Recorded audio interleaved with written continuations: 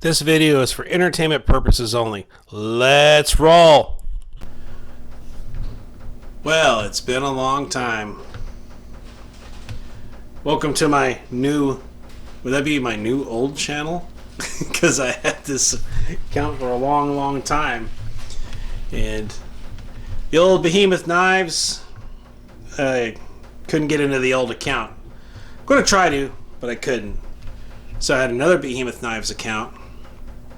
And I went ahead and just decided to start going in and get back in the groove here, back into grinding back in the channel. Okay, so let's see.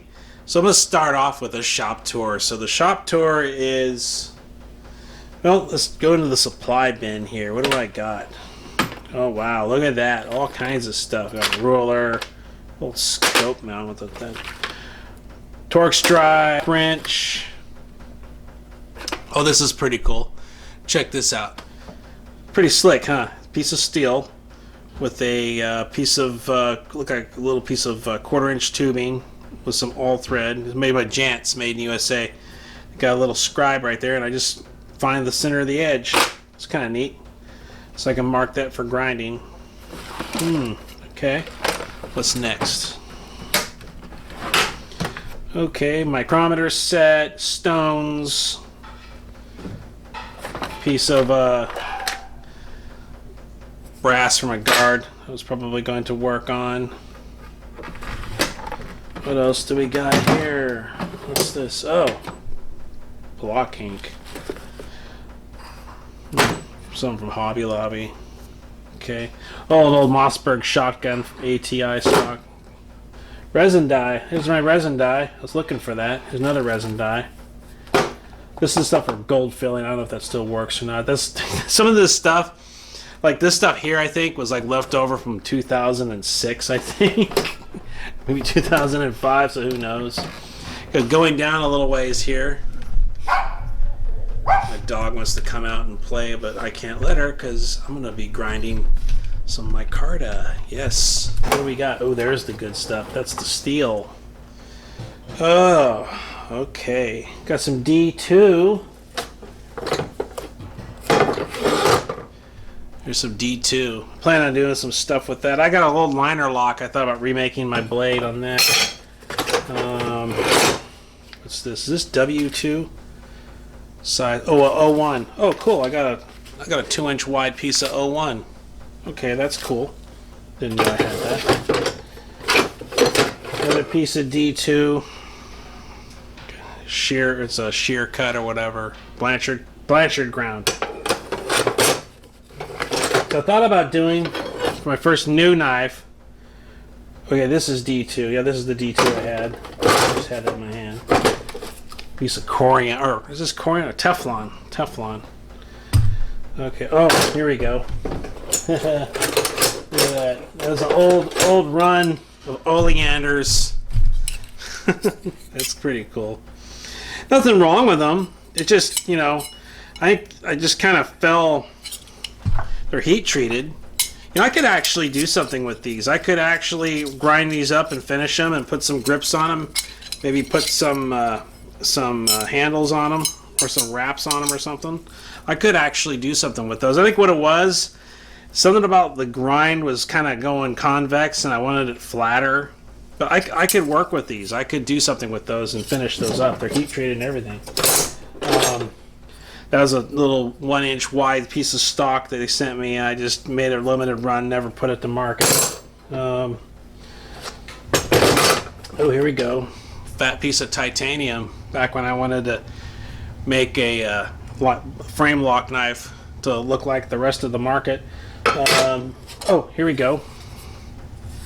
Titanium sheet. I think that's what I made my first. Is this titanium? Oh, no, when I grind on it. Is this titanium? This is stainless. Yeah, I wouldn't mind making a knife blade out of a stainless liner. You know, like old Koji Hara made some polished stainless steel liners. I think they're stainless steel. And they look pretty sharp. They look actually real nice back in the day. That's a piece of stainless too. So I don't know if that's thin enough to put a D10 in. Maybe for a small liner lock.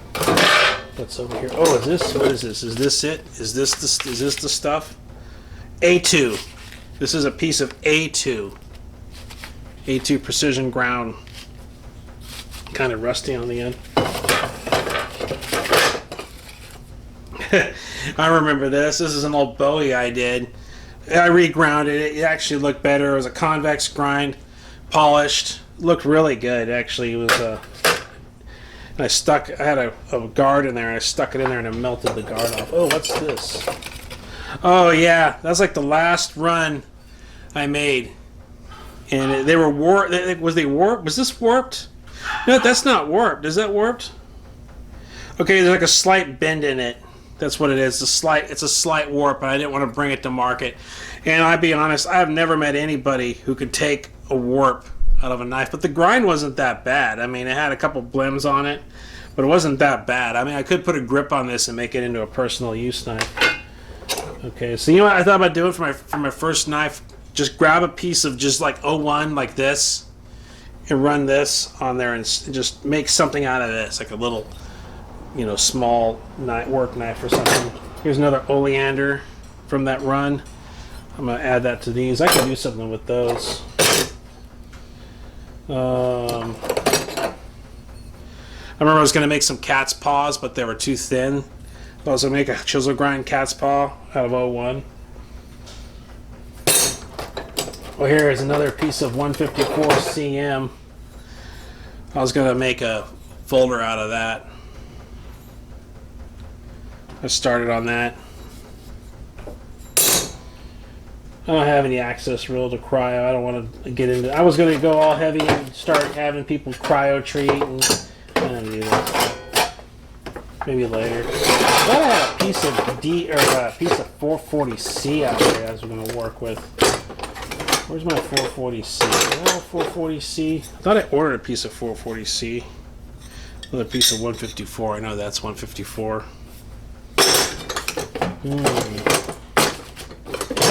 This. It's a piece of 1081 I built as a back strap on an old grinder I had. Oh, here we go. ATS 34 Hitachi. This is I like ATS 34. In fact, I don't know. Did I make the first liner lock folder of ATS 34? I don't know. I might have. Okay. Well, whatever. Thought I had a piece of it. A piece of 440C. I actually wanted to make my first. I wanted to make a knife for my Male vest out of 440C, but I couldn't find it. Okay. Well, let's go down further. What's this? Oh, here we go. Ah, there it is. There's my piece of 440C.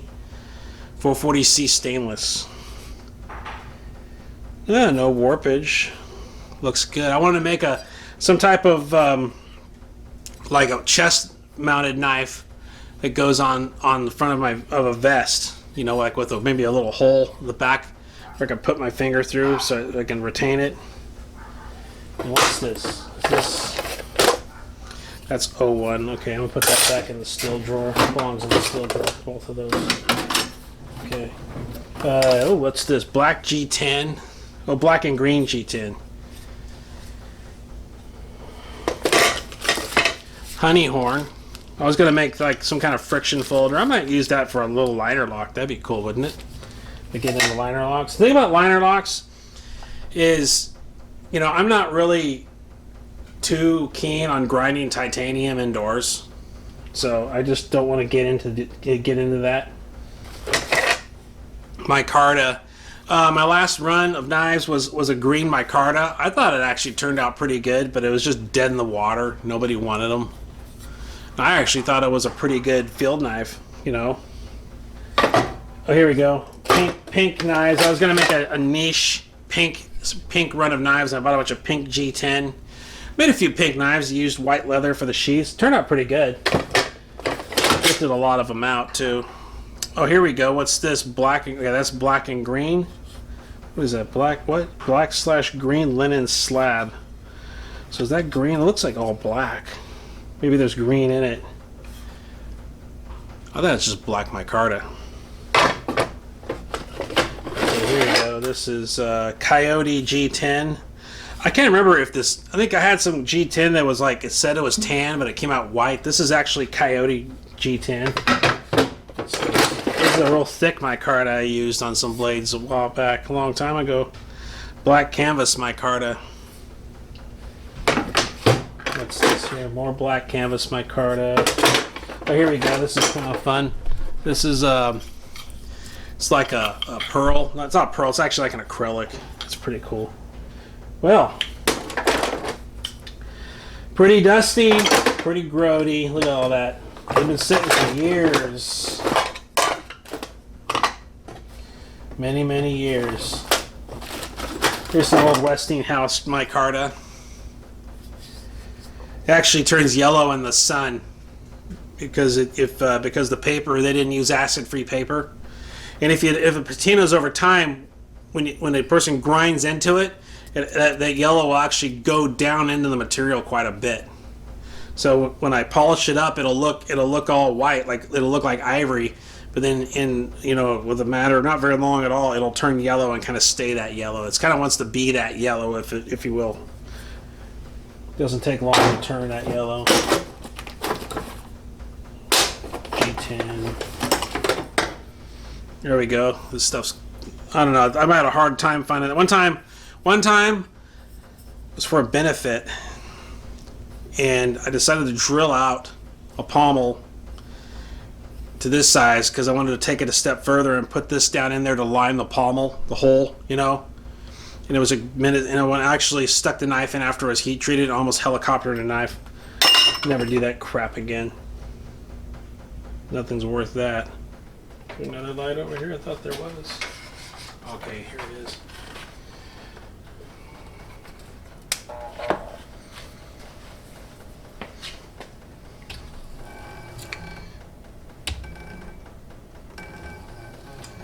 Yeah. So this is the grinder I got, Baader BM3. Has a NEMA 4X controller. Has a NEMA 4X controller. I can turn it on and gradually increase speed.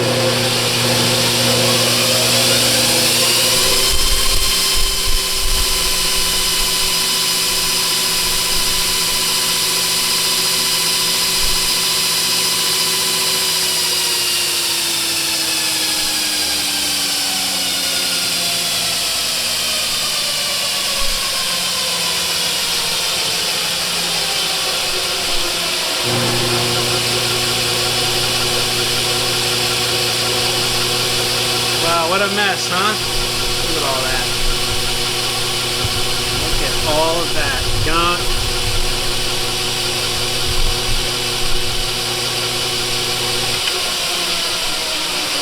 Wow, look at this. Well, I got some plans for this space. I'm going to make something to kind of catch all that dust and trap a lot of that dust, and maybe use a trap system to bring all that extra dust in. We'll see how that goes. But it's a 2x72 2x72 belt sander. It takes all kinds of belts. It's 2x72 belt sander. It takes all kinds of belts. What I like about these is the versatility of the belts. I've gone all the way down to micron belts and even polished. But this time around, the channel is going to be a little different. I'm not going to be out here burning the midnight oil trying to make knives for a profit. I'm going to take a different approach this time. I remember it's pretty amazing to go on and my last time and just basically make knives and get people that I never knew to kind of part with their money. And then I remember going to the bank and pulling money out that I made from making knives. It was actually pretty cool. Yeah, where's that tracking? Is that tracking over the right way? It's coming on the belt right. I don't know. But, well, I think the last time I made a knife was probably been like 2015. And this knife, I think, might have been it right here. This very knife.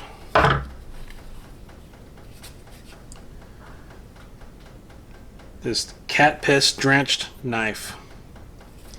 We absorbed a litter of cats years and years ago, several years ago, and my, I just never came out here because I didn't want the dust to affect them or hurt them or anything. And they just got on here and did all this stuff. But this has the my card on it. But this, I taped this thing probably back in 2015. I made the hilt out of 1.25 inches by 1.25 inches. It was extremely top heavy, so I ground it down.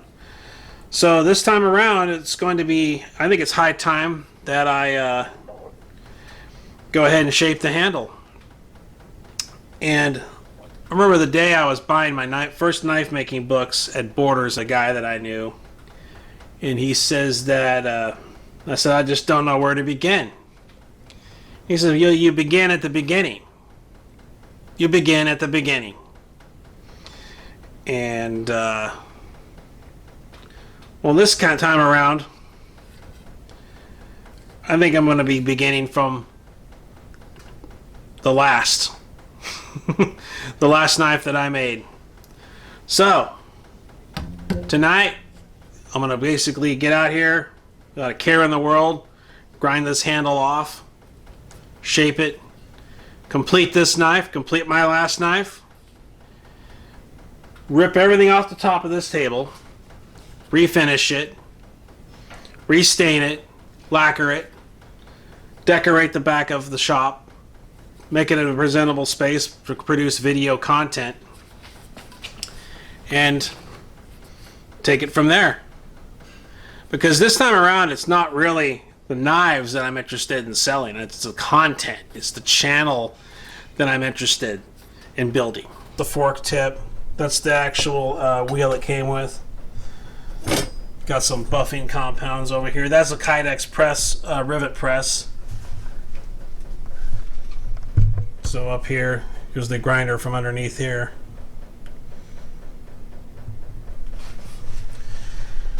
Okay, Kydex press. When the last time is that I used that. I don't even know if people use Kydex presses anymore. This is the extra heavy foam. One thing I do actually believe in strongly is put in a piece of wood so the weight doesn't collapse the foam. It doesn't lose its property. Down here I got some, I got my work. Oh yeah, here it is. This brings back memories. Oh yeah. Work sharp. It would just be me like sharpening knives to like, non-licensed classical music. And, I actually used one of those and made on my regular knife, and yeah, I ran it for an entire year.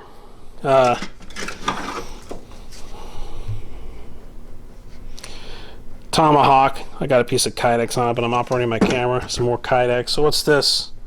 Oh, look at this. Bait in a place it shouldn't be with a hook that can possibly stick me. Okay. But that's not going to happen anymore. My father's dead, so there's nobody to come around and move stuff around on me. So what is it? Oh yeah, those are solutions for etching logos. Pretty amazing. We had a lot of artistes in our midst back then, and it was kind of it's real hard to find somebody to make a logo. I mean, I was gonna pay him good too. I was gonna pay him some good money just to make a simple BK. Just something that in a file that I can go ahead and format and make my own logo and etch my own knives. But since then, I've learned how to do Photoshop, and I got a Cricut. So, when you want to do something, you got to do it yourself. A lot of artists.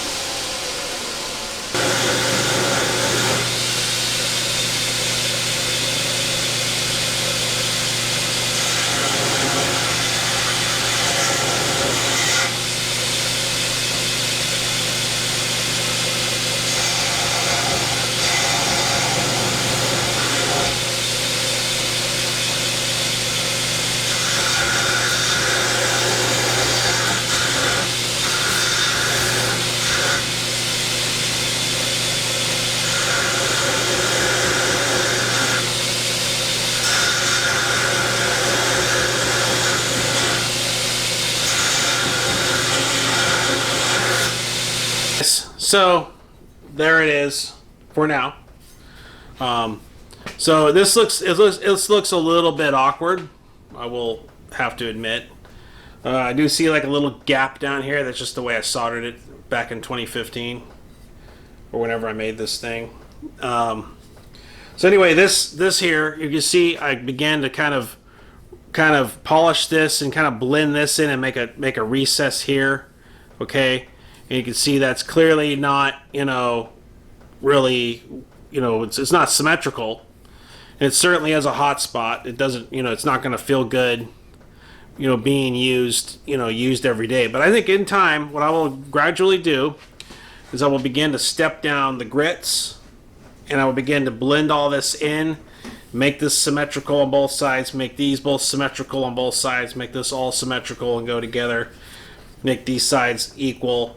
And I think just that little bit of shaving down on the guard, those few grams of brass removed just from that refinishing, and getting this thing caught up, so to speak.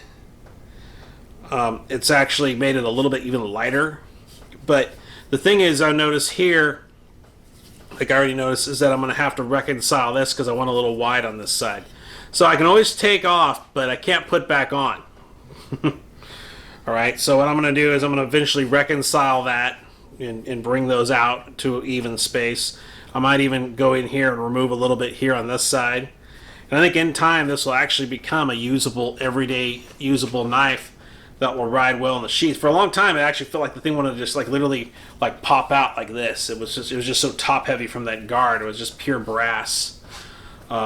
A lot of guys sandcast guards, because they're easier to do in sandcasting. But I do a lot of this is just basically, for lack of a better term, just machining while it's on the knife. And I think in time it will come off. I will bring this down to where everything's equal and symmetrical as best as it can be anyway. And I'll get this finished to match the finish of the knife. It's actually a polished blade under here. I don't know if it's still polished or not, but it was polished when I taped it up. I'll get that off and buff that off and check for any blemishes. There might be some blemishes or any areas that are not symmetrical. But in time, not tonight, I'm going to come back tomorrow and start a little more work on it. But in time, this thing will be shaped and it will be a usable blade. The steel I made this out of was 5160. Okay. I never had I have a way that I do what you call shear cut metal. I have a way to treat shear cut metal so it doesn't warp so bad. Okay. You'll probably be very surprised how I do it, but I do. I'm able to do it. Typically, shear cut blades aren't used stock removal. One time I did one that was 1081 out of stock removal, and it turned out good. It was straight, which I should have went to Vegas that day. But typically, shear cut metals a lot of times are used by forgers. People, bladesmiths, people who do bladesmithing. But in time, this will all be reconciled as far as symmetry goes, weight goes, proportion goes. And even that little bit of shaving really did help. So I think this will actually turn into a good knife in time. So anyway, that's it for tonight. I'm just going to go ahead and get this video up and going so I can get the channel going. I'll come back tonight or tomorrow night and finish this. This is actually not a big deal because all the heavy duty steel grinding's out. Usually I use a bucket of water to cool the metal off in. But it's just a mess out here. I need to clean it. So I'm going to clean it. I'm actually going to refinish this table. I'm actually going to do some things to this table that are going to look really nice. And I'm going to clean that grinder off and get the dust off and pull it off. There's a trailer hitch down here, so the tweaker bugs don't run off with it. But I'm going to probably see if I can saw that off or find the key and then get a new trailer hitch to put in there. But I'm gonna actually redo this. I'm going to try to make a vacuum system to take away some of this gunk. But all these tools and crap are all going to be cleaned off and everything's going to have a smooth surface so I can get a good clean vacuum every night. And I got some diamond plate that I'm going to put around here so when the metal things cakes up, it's not going to get icky. So I think it's going to turn out good. But anyways, the front needs a little cleaning too. I even see where I spilt that solder. But anyway, I always have a saying, guys. Okay? Don't worry about the haters. Just let the haters worry about you. All right? Don't worry about the haters. Just let the haters worry about you. Okay? All right. So, I'll see you next time. And I'm actually having fun with the micarta snowstorm out here. I like that smell. I remember that smell from back when, and it brought back memories.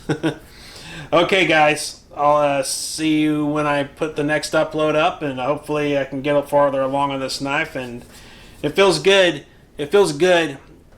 You know, in the past I began at the beginning, but in this beginning I begin in the past. You know, finishing up this piece to make way for new designs and new knives. So, yeah, I think it's going to turn out good. All right. I'll see you on the next one.